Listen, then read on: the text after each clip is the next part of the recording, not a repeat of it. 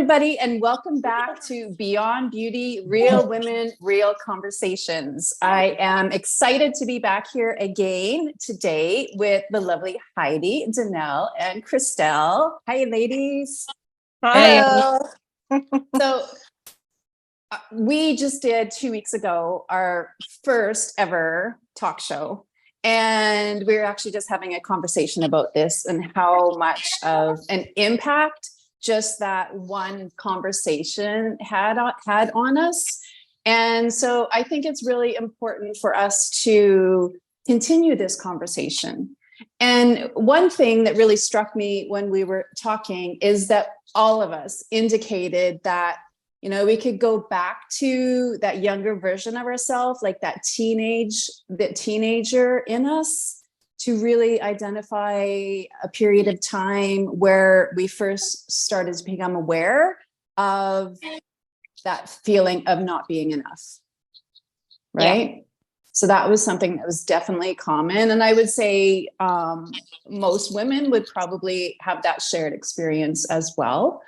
And so I think that that's where I would like to pick up the conversation today, is from that place. And I don't think that you would be surprised, or anybody would be surprised, that just a few years ago, and it was actually before the pandemic, so I can't even imagine what these statistics are now, but in a research study a few years ago, they found that a massive 70% of girls, so teenage girls, feel that they're not meeting the expectations that they believe are placed on them and do not feel good enough.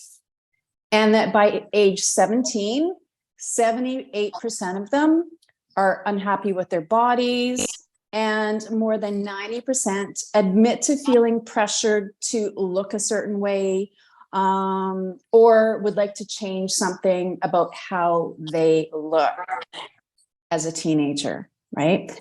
And I think with social media, like, that's just being exacerbated, right? Yeah, absolutely. Yeah. So I want to go back to that teenage girl that we talked about in our first episode and ask you, do you remember feeling that way? Like, was there something about your body or yourself that you wanted to change, or some feeling that you just didn't feel like you were enough as a teenage girl? That was a really hard question for myself, and I had to really dive in and kind of I'm like, where do I want to go with this? Because physically, I mean, everyone was like, she's healthy, right? Like, that's what I got. And I was just like, that's right, I'm strong. Like my dad would say, you are freakishly strong, Danelle. And I wasn't big, I wasn't small, I wasn't with the cool kids. I wasn't with when people put labels and stuff on people, I was right in the middle in ways. I was almost friends with different people. So it really for me, I was just spiraling trying to think of this. But I had a tooth that stuck out until I was probably 18, because long story, but it literally stuck out. I had pictures, and I was always self-aware of it, and it really bothered me. And I don't know, that was kind of my physical part, but I think more, I didn't have confidence. I didn't feel like I fit in, again, because I was always in that middle part. Does that make sense? And we could dive into even more things about that, but I really struggled with it. I didn't know where I belonged, and so many things can lead into a different conversation, but I'll let someone else go. Yeah. Okay. Right. Yeah. I go ahead. Go up. So about sorry. Go. Go ahead. Also courteous. So polite. Yes. Christelle. Okay. I did this question. first, I was surprised about this result. And when I thought in my youngs, when I was a teenage, finally it was the inverse.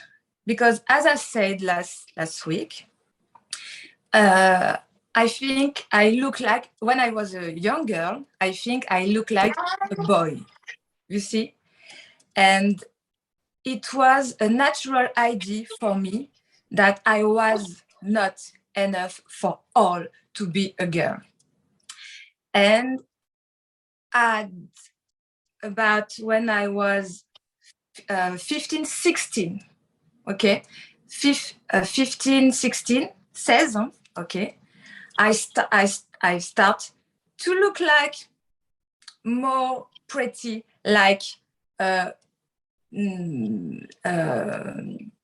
girl, a banal girl, I don't know the word, like you, in fact, you see, with long hair, with a bit makeup. And now it was the start for me when I think, okay, my life start now, because now I am all over girl. And I didn't want to be unique. I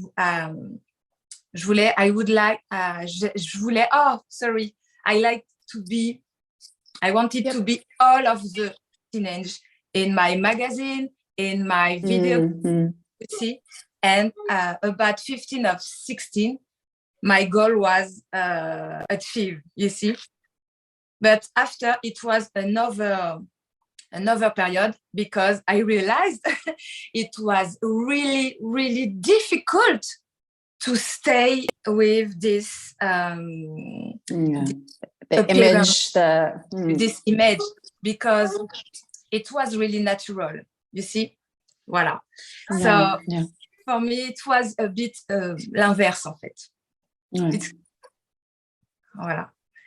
And I felt a satisfaction, because boys told me, oh, you are pretty, oh, you are beautiful. But when I think of that now, I think it's only because I felt more confidence with me. You see, when I look the picture of me younger, in fact, I wasn't a monster, not at all. And I thought, oh, but I was pretty. Oh, I'm pretty here. And you see, and I think it was my confidence with myself. So it was my own vision of me who started.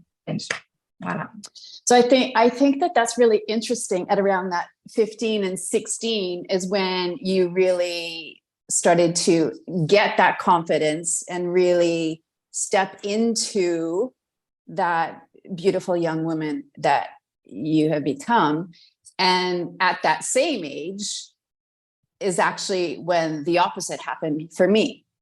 And that's really, it was kind of a key age for me in my own feelings of self-worth and my identity. And like my life was always kind of built and structured around achievement and like perfection and being the best at whatever it is that I tried to do, because I was really involved in sports.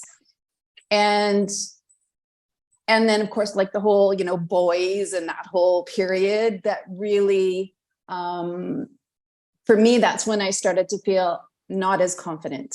When I was playing sports, I was confident. When I was with my friends, I was confident. And then the whole teenage relationships and that whole period. And that actually kind of marked the time where I started binging and purging and was bulimic for 10 years.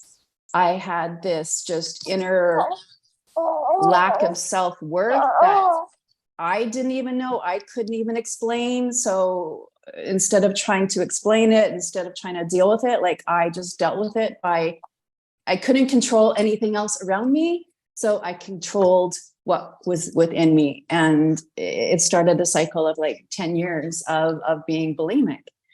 And like kind of that self-destruction and self-loathing behavior that took a long time to get through. So I find it so interesting that for you, that was a period of time where you kind of became more confident. And for me, the actually like the opposite happened.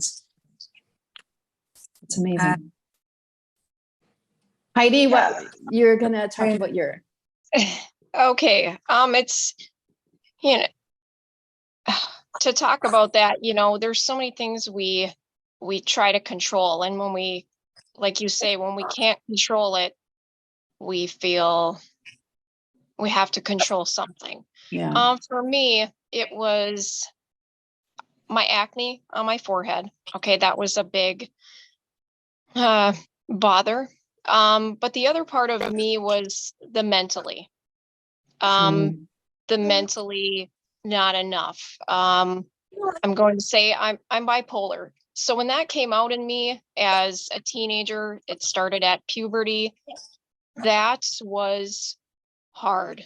That was my hard. And trying to find myself through that and being enough. I will say I still struggle with that. You know, that is really, I felt different. I felt, who am I? And I could talk forever on it, but that is difficult. So for me, I think this would actually be a great topic for like a whole episode on itself, because honestly, it deserves a time and a space as a like standalone conversation. Absolutely. Because there, as we know, like the number of women, but especially young women and girls, and the increase in depression and anxiety, you know, social phobia, fears since the pandemic has just gone through the roof. And so I think it would be a brilliant conversation for us to just do as a standalone episode for sure. Absolutely. Absolutely. So, okay. So we obviously have kind of that time and situation where we all remembered kind of starting to experience this.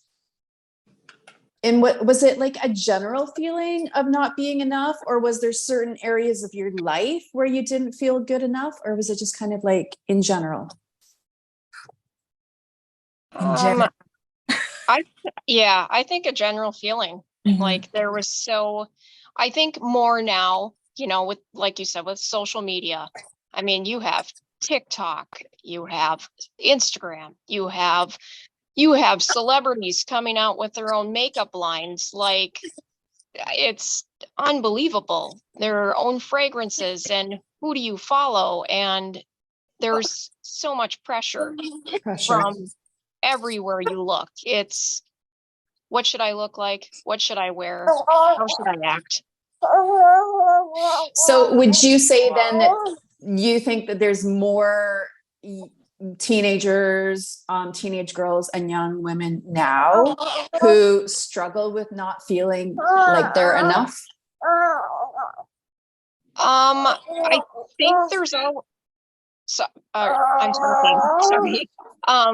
Like if I'm over talking here, just interrupt me.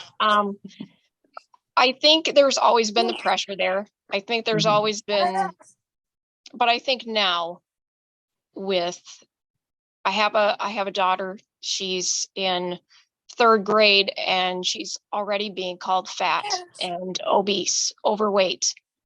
And I didn't see that myself. Maybe it was there when I was growing up, but that is so heartbreaking. That's pressure from 3rd grade until you're older. You will carry that forever. You know, it's, so I think, when the phone started, let's say when a cell phone became a thing, I think we can agree on that. That is when there was a downward, like a spiral. You know, the phone made a big impact in this world. It was so For sure. accessible Yeah. to so many things, Yeah. or it is accessible Yeah. to so many things. Or even the internet, like you, when you said the phone, the dial up of the internet, kind of like I could hear that and stuff, because that was all just kind of coming out. I didn't have my first phone until I was 27, and it was a hand-me-down from my brother, right? And Yeah, gosh, I think I was in my 30s. yeah, Yeah, I was 22. Yeah. yeah, Yeah. but But I think there's just so many more like avenues now, right? For and I think like young women, like girls are so subtle more and so like under the radar and kind of like those mean girls, right? And so much of it, although we're becoming bolder and bolder, so much of it is still that just the look, right? Or the passive aggressive kind of comment that's made. And absolutely, like especially when you say like it's so subtle, and especially with girls and stuff like that. Again, so many conversations, so we'll like just dive into it, but like feeling that you're not enough, I'm not good enough because I don't look a certain way, I don't have this item or that, because it's so material and all these things. And then hearing things like about yourself, maybe that, you know, people are talking about or whatever, not good or bad or whatever, but just to you as you are as a person. It is so gut wrenching, and it's so pivotal, and it can really, because I don't think the mental maturity is there yet, yeah, that it can really teeter someone what way to go if they don't have like that guidance, like saying, you know, like, because frankly, like kids, teenagers can be really cruel. no, And very. it's upsetting, like, you know, and it's upsetting as a parent to see those things, for sure. And it's like you have to relive those moments, but maybe that's our chance to change that. And I feel like that's what we're doing here too, right? So Well, and that's the positive part actually of social media, is that we can use this as a platform to have a voice, to raise more awareness, to have these very conversations, right? That we weren't able to have that wide of an audience before and really like elevate the conversations too. So I think that although social media has contributed to a lot of this, we can also use social media as a very powerful tool to have the conversations and to raise awareness and to keep the conversations going. Yeah, it comes with the good and the bad, depending on sure. what you want to do with You're it. right. Exactly. Absolutely. Absolutely. Yeah. In my vision for the question, so I think before in 20 years ago, the objective was to be beauty. And now with social media, internet, TikTok, as you said, it's a good way to show who you are. And I think today you can be different. You can show your acne, you can show your body, you can show all of you have. But the difference, I think, all of this show you have to have a personality or a story to tell. And I think when you are a young girl, a young woman, you are building your life, your personality. And I think maybe it's the line where is the pressure, you see, because when you see everybody show a talent, talk about an ID, and you, if you are maybe shy or just ordinary, it's not pejorative, I think it's hard something to say, oh la la, who am I? The life is for a high level, and my life is simple. My life is quiet. My life is maybe boring. And I think it's difficult to show your place, to take your place with that. And I think it's difficult for young women, but even for mature women, for women of the same age of us. Oh goodness, we see that all the time, don't we? In the business that we do. I mean, we see those women come in as that and then grow in their confidence and grow into just blossom into that gorgeous woman that's been trapped inside for so long and hasn't had that inner confidence or self-belief, and to really let herself shine and be seen and be unique and celebrate that and be proud of that. Yeah. I think with all the Absolutely. comparison that we do, the comparison when we're younger, when we're older, I think if we step out of here and we step into here, Yeah. once we put that all together, we find something beautiful. Once we get out of our own head. And I think that, because I was just going to ask you, what do you think that as a society we need to stop doing and start doing more of? And I think that what you just said, Heidi, is a very important part of that. Yeah, that comparison, it's hard to get away from just because of that social pressure. I mean, I think we compare ourselves to someone else, not maybe every day, but every week. And we just can't. I think we're all so beautiful. And I say this all the time, but I really mean it. I think we're all so beautiful in our own way. Mhm. But we could have someone tell us that all day long. And again, when we step back into that mirror, if we don't believe it ourselves, it's never going to stick. But if I could say, I always say, give someone a compliment today, make an impression in the world that way by giving a compliment. Even if someone doesn't accept it, somewhere a little bit they do. Just a little bit. They hear it, Well, even if they don't believe it, right? It still feels good. And it's that thought that they can go back to in that time, right? Yeah, absolutely, for sure. Because words are so incredibly powerful, both in good ways and in not so good ways, right? Like words can really think before you speak. Is that that's another tool of comparison and thinking before we say something. And I wanted to say that too.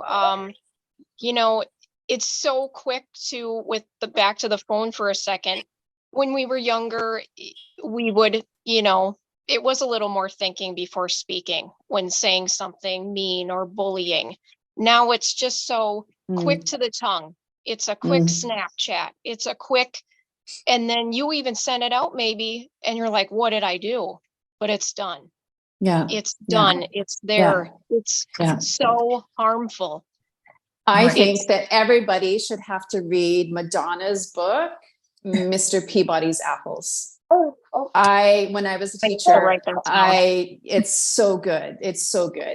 When I was a teacher and I had like 10-year-olds, so grade 5, and I had them read it. And the moral of the story is, that you can never pick up, because you never know how far and wide, right? Like when there's stories made, like they open this pillowcase as an example with feathers flying everywhere and said, now go pick up those feathers, right? And I said, well, it's impossible. And the moral of the story is, you're right, it's impossible, because you never know how far those feathers have gone and you can't take that back. Right. That's a good vision, vision of. Yeah. So Mr. Peabody's Apples by Madonna. Everybody should read it. And I think that on that note, ladies, because I want to keep this conversation going in the journey of womanhood. And now we've talked about that, the teenager, that young woman. And so I want to now bring it into like the women, the adult women that we are now, you know, here today. And so I think for today, I would like to wrap it up with this. And I think Mr. Peabody's apples was a perfect way to do that. And I hope that every adult, every child, every teenager reads it for sure. And that we'll keep the conversation going on our next episode of Beyond Beauty, Real Women, Real Conversations. Thanks, ladies. Thank you. Okay, Take Bye. care. Bye.